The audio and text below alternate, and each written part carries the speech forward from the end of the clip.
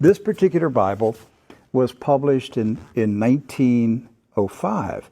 Now, the reason I brought it out is that I want to show a map that's in this Bible. Now, mind you, the Scofield Bible was not published until 1913. Right. And I have in my office an original 1913 Scofield, which was the introduction of the Zionist Masonic heresies about a future state of Israel and separating the church from Israel and all that rapture stuff. That's where it came from.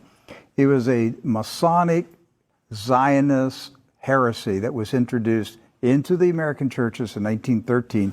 This is a 1905 Bible. Pre-Scofield. Pre-Scofield, with no Scofield notes in it. So, you open it up, and this is on page 13. I mean, this thing's big. I want to show you. Here is a map of the Holy Land. And it says, what? Oh, Palestine of the Holy Land. They misspelled Israel. No. Palestine. Palestine. Huh. And all these Christian Zionists that tell me, Rick, there's never been a Palestine. All right, so here's a still. There it is. Let's zoom in and show you here. Yeah. So, yeah, you hear these people like John Hagee, there's never been a Palestine.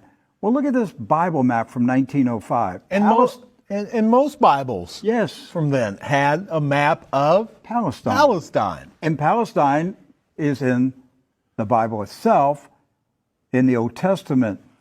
So we're showing you this just because I'm trying to break through the propaganda, the confusion, the lies that the Zionists have implanted in millions of minds of Christians in America, and told them there's never been a place called Palestine.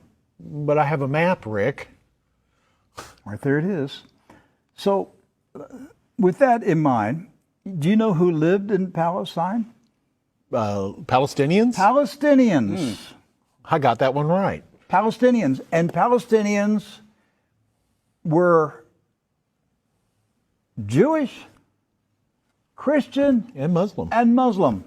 Right. They weren't a particular faith. They were citizens of a particular country. Palestine. Palestine. They were all Palestinians. Yes. Jesus was a Palestinian. Look at this. Okay? So Israel has never meant a political country. It's always meant the people of God. Yes. The called out ecclesia, the people of God. That's what Israel means. It's not a political country. With that in mind, we're going to show you some of the scenes of the violence that's taking place in Palestine this week, because here's what's happened. Following the 1917 Jewish Bolshevik Revolution in Russia, where the Jewish Bolsheviks went in and slaughtered the Romanov families in a satanic ritual, imposed communism on Russia, killed hundreds of thousands, literally millions of Christians, hundreds of thousands of Christian Orthodox pastors, and burned their churches, and just a horrible attack on the Russian church in 1917 and afterwards. Then they began to infiltrate Palestine in the 1920s and the 30s. In the 1930s, there was a congressman in Texas, Lyndon B. Johnson, and he was smuggling guns and rockets and grenades from Texas to Palestine, putting them in the hands of the Jewish communist terrorists that were infiltrating Palestine. There was no Israel, no state of Israel. It was Palestine. And they crow about that. That's not a conspiracy theory. That's right from the Lyndon B. Johnson Library. The crates were marked Texas grapefruits. The grenades, they were shipped as Texas grapefruits. The same grapefruits that blew up the King David Hotel. Right. So to the 1920s, the 30s, and into the 40s, the European Ashkenazis invaded Palestine, infiltrated. The Arabs, Christian, Muslim, and Jewish, all Palestinians, were alarmed by the arrival of the communist Ashkenazis from Europe.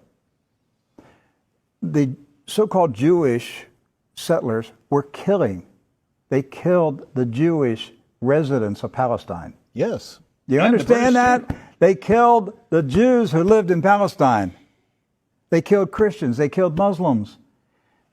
They finally got enough critical mass that they had enough numbers that they took over Palestine and declared their independence in 1948. And Harry S. Truman, a 33rd degree Freemason, quickly recognized this new country as a real country. And that's how we got to 1948 and the State of Israel. There's never been peace in the Middle East since that day.